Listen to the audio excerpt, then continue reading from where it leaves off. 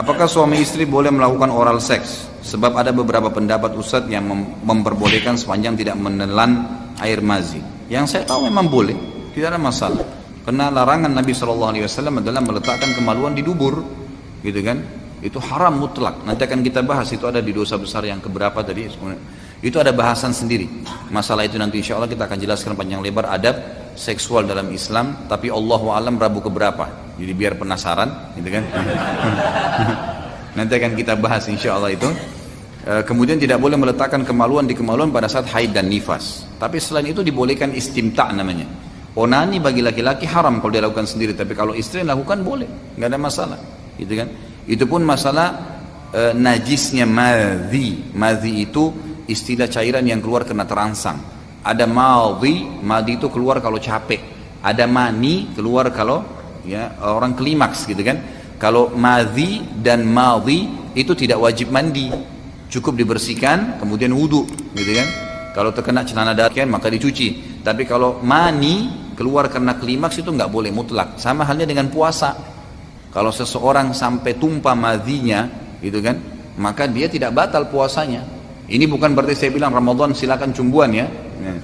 Tapi yang jelas kalau madhi muncul karena syahwat itu tidak batal puasa. Tapi kalau klimaks, ya mani, baik itu berhubungan badan atau tidak, batal puasa Ramadannya, gitu kan? Batal puasa Ramadannya. Makanya ikhwah yang mau menikah jangan nikah pas akhir Sya'ban, gitu kan? Sehingga besok Ramadan, akhirnya susah, nggak bisa berhubungan. Jadi kebanyakan orang nikah itu setelah Lebaran Idul Fitri, bulan Syawal, gitu. Ya. Seperti itu boleh saja. Ada pendapat memang yang mengatakan dan lebih kuat mengatakan madhi itu sifatnya najis, gitu kan? Sifatnya najis. Tapi ada pendapat yang mengatakan tidak, secara mutlak juga tidak, gitu kan? Karena ada yang keluar setelah madhi, yaitu mani. Pendapat yang mengatakan madhi najis, ya, mengatakan bahwasanya mani nggak najis, padahal dari sumber yang sama. Bahkan mani itu lebih kental. Memang dia pada saat klimaks. Artinya madhi ini cuma pembukaannya saja. Mani semestinya yang lebih najis kan gitu. Itu secara rasional gitu. Mestinya seperti itu.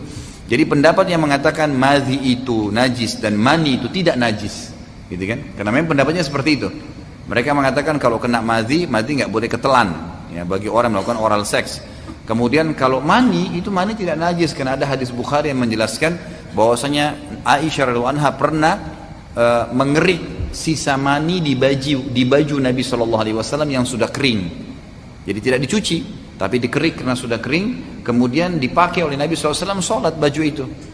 Dari sini ulama mengatakan berarti dia bukan najis yang tidak boleh untuk dipakai sholat. Kalau tidak kan berarti harus dikucek kan gitu.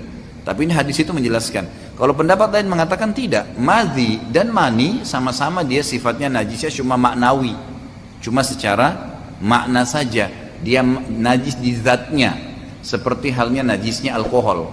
Dia najis di zatnya, tapi tidak menajiskan. Kotoran hewan yang boleh dimakan dagingnya, antum keinjak kotoran ayam, kotoran kambing, kotoran sapi, itu nggak batalin wudu dalam bab fikih itu, karena dagingnya halal dimakan. Keinjak cukup dicuci, sholat nggak apa-apa, asal jangan sholat sementara kotorannya ada, gitu kan? Ya.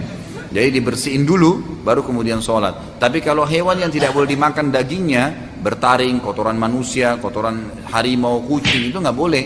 Najis berarti kan, najisnya sudah berat, mughalladhah namanya, kurang lebih seperti itu.